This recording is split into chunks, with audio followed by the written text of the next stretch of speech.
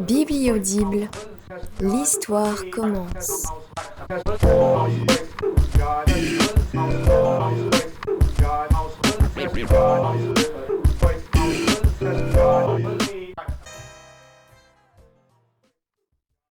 Même les poules ont des dents.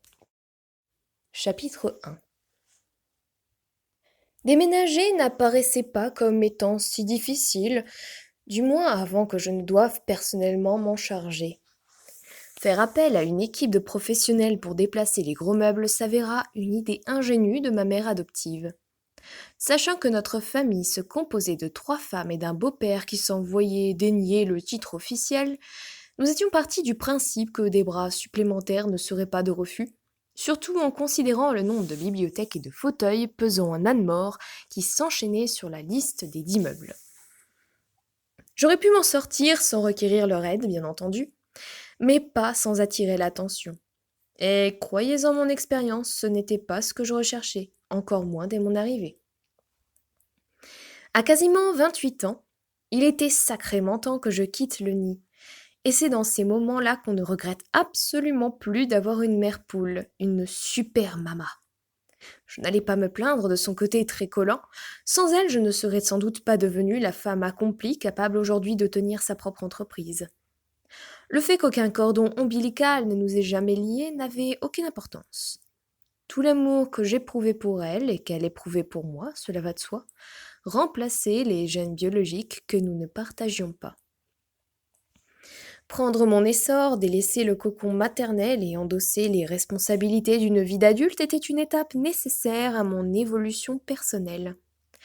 Une phrase qui se trouvait être l'argument persuasif présenté à ladite mère pour qu'elle accepte mon éloignement.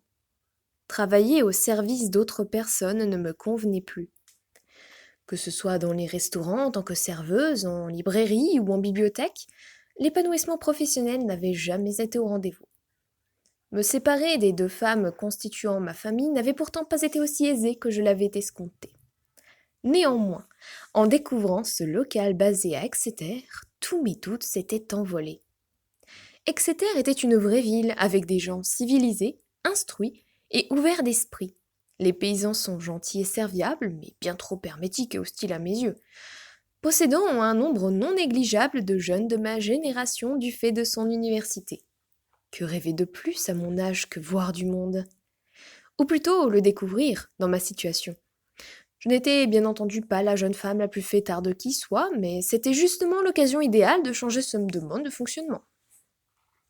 Ne vous y trompez pas, j'aime la campagne et l'aimerai toujours. Cependant, ajouter une petite centaine de milliers d'habitants n'était pas un mal, bien au contraire. J'ignorais tout du quartier et personne n'était au courant que ma mère était flic. Un bon début pour se faire des relations, me semble-t-il. En revanche, je n'étais pas certaine d'être capable de me créer un réseau de connaissances. Je n'étais pas asociale, entendons-nous bien, mais il était fort probable que je me sois inconsciemment coupée du reste du monde en me contentant de ma mère et de ma sœur. Les 2 jouant le rôle d'amie et de confidente, lorsqu'une m'insupportait, la seconde était toujours là pour compatir et se ranger de mon côté. Dans tous les cas, si de l'incertitude persistait quant au bienfait de changer de milieu de vie, celle-ci s'était envolée quand j'avais posé un pied dans cette ville. Un véritable coup de foudre. En plus d'être le chef-lieu du comté de Devon, Exeter avait ce petit charme désuet qui faisait son attractivité avec ses rues agréables, sa splendide cathédrale et son centre historique animé et convivial.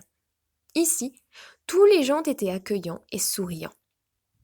On retrouvait immanquablement l'hospitalité anglaise, bien plus poussée qu'à Dulverton qui m'avait vu grandir et où les gens se méfiaient facilement d'une veuve élevant ses 2 filles.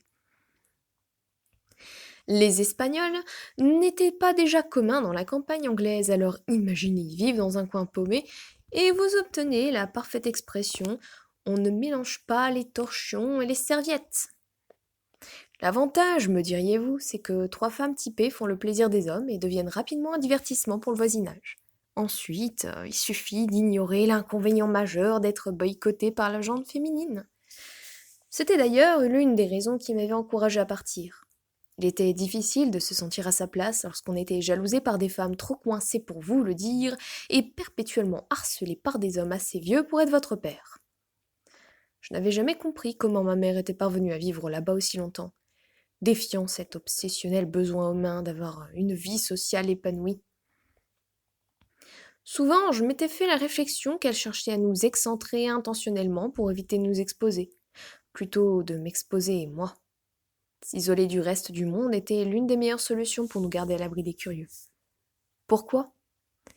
Probablement pour dissimuler ma capacité hors norme à prendre l'apparence d'un jaguar quand ça me chantait. Noir, le jaguar, je tenais à le préciser. Une faculté fournie a fortiori par une anomalie génétique.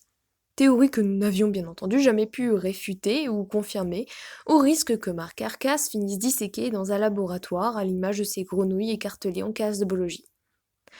Pour en revenir à mes moutons, je me moquais bien de ce qui m'avait poussé à fuir la campagne. J'étais juste satisfaite de ce que cette décision ait été prise, dans toute sa simplicité. Heureuse de vivre ici. Heureuse de pouvoir me tenir au beau milieu des cartons de déménagement, avec l'agréable compagnie de ma farouche et jeune sœur, Ariel.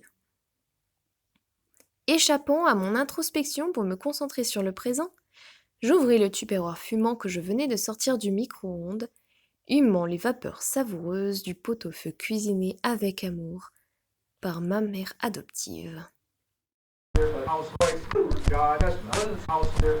Little Shade, livre 1 par Maeva Bonachera, disponible dès maintenant prêt à la médiathèque de Forbach.